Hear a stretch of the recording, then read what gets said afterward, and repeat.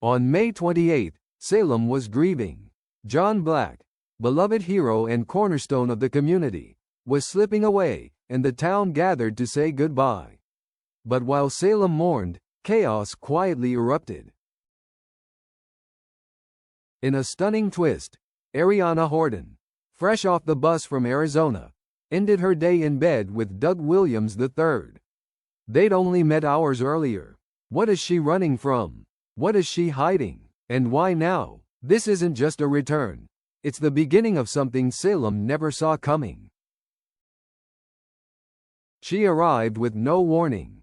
On Tuesday, May 20th, Ariana Horton stepped back into Salem, not as the sweet, grounded girl who once called it home, but as someone transformed. She didn't knock. She didn't announce her return.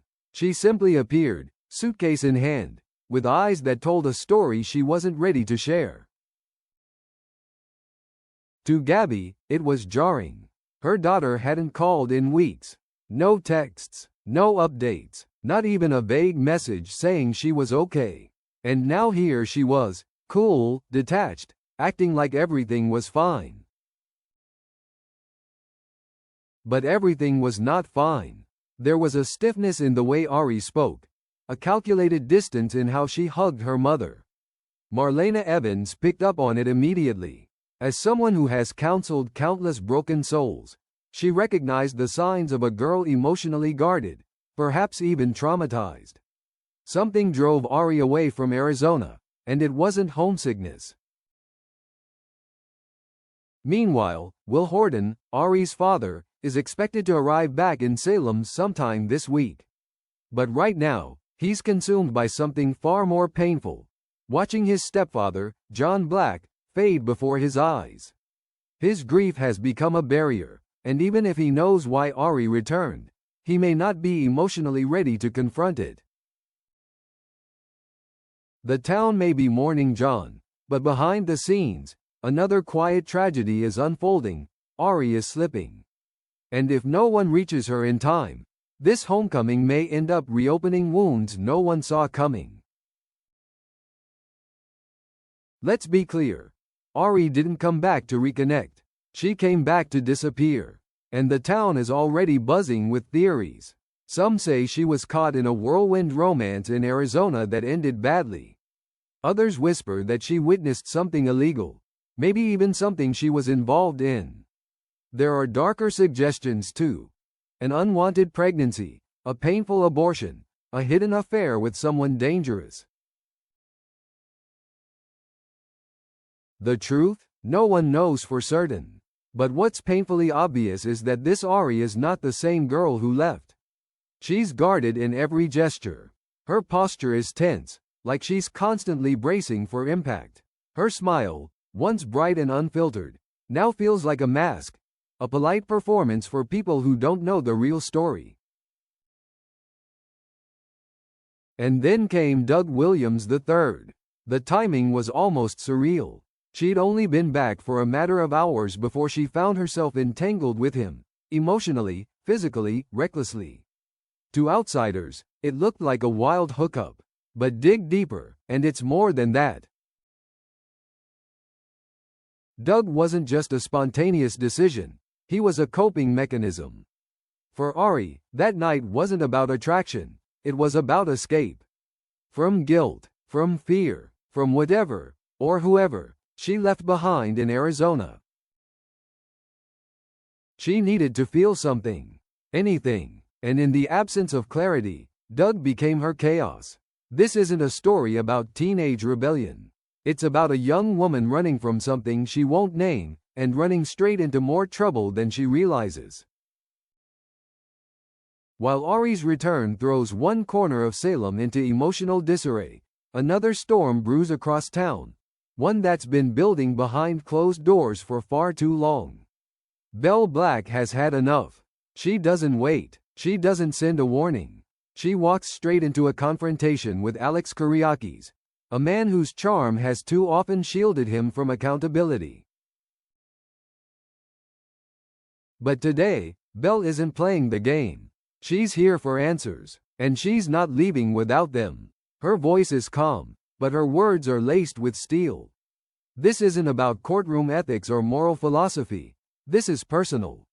Something has pushed Belle to the edge, and it likely involves a web of secrets that Alex has worked hard to keep buried. Perhaps it's the fallout from his romantic entanglements. Perhaps it's something buried in the Demera Kuriaki's corporate pipeline. Maybe it's a betrayal involving someone Belle loves. Whatever it is, it's enough to make Belle look at Alex like a man she no longer recognizes. Alex, usually smooth under pressure, starts to unravel. His cool confidence fades as Belle's words hit a little too close. There's guilt in his eyes. Hesitation. Fear. Belle sees it, and she presses harder. Because Belle doesn't confront for sport, she confronts when she has leverage. And whatever she knows, it's enough to bring Alex's entire facade crashing down if he doesn't give her what she wants. In a town built on secrets and manipulation, this is more than just another heated exchange. This is a warning shot. And if Alex isn't careful, Belle might just expose more than he can handle. Tucked away from the noise of a grieving town, Kate Roberts and Roman Brady sit face to face. Two souls who've seen too much, lost too much, and still carry pieces of each other whether they admit it or not. There are no raised voices, no heated accusations, just the quiet weight of everything they've left unsaid, until now. John Black's decline has shaken the town, but for Kate, it's something more personal. It's a reminder of time running out, of choices that can't be undone, of roads she didn't take, and of the people she hurt along the way, including the man sitting across from her now. Roman doesn't speak much. He doesn't need to. He's always known that Kate builds walls before she lets herself bleed. But this time, the cracks are showing. She speaks softly, yet every word feels like a confession wrapped in regret. About the masks she wore, the lies she told herself, and how John's impending death has forced her to question whether she's running out of chances to make things right. Roman listens, not as a judge, but as someone who still sees the woman beneath the armor. There's no promise of forgiveness, no guarantee of reconciliation. But what they share is real, raw, reflective, and rare in a town filled with constant noise. Is this closure, or is it a doorway reopening? Sometimes love isn't loud. Sometimes it comes back in whispers. Let's circle back to the storm that's been brewing all week. Ari Horton didn't just come back to Salem. She came back with something clenched tight in her chest and shadows in her eyes. And since stepping off that bus, she's left a trail of silence, secrets, and one impulsive night with Doug Williams III that no one can explain. To her parents, she offers surface-level calm, a quick smile, a rehearsed explanation, but underneath, she's unraveling. Gabby feels it. She sees the daughter she used to know slipping through her fingers, but she doesn't know how to reach her without sounding like a critic. Will, straining under the emotional weight of John's condition, barely has the capacity to ask the right questions, even if he suspects the answers might hurt. Marlena, as always, senses what the others won't say aloud. This isn't rebellion. It's a cry for help. The signs are all there. The avoidance, the guardedness, the desperation to feel something, even if it's reckless. And Doug? He's falling hard. He sees Ari as spontaneous, magnetic, exciting. But what if he's just a pit stop on a runaway path? A brief detour before she crashes? The truth is, Ari may have left Arizona, but she hasn't left behind whatever broke her. And if Salem doesn't start asking the right questions soon, they may miss the chance to save a girl who's not just hiding. She's drowning.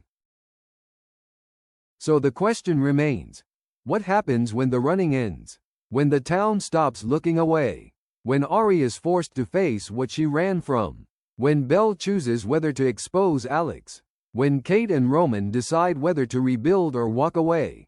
What happens when secrets turn into storms? Because in days of our lives, the past always comes back, sometimes in the form of a whisper, other times like a wrecking ball. This episode isn't about big explosions or courtroom showdowns. It's about grief. It's about buried guilt. It's about the masks we wear when the pain becomes too much to carry out loud. Will Ari finally speak her truth before it consumes her? Will Belle's confrontation with Alex spark a new reckoning? And will Kate find a second chance, or miss the one person who might still believe in her? This isn't just another day in Salem. This is the unraveling before the reckoning. So don't look away, because in this town, running doesn't save you, it only postpones the heartbreak.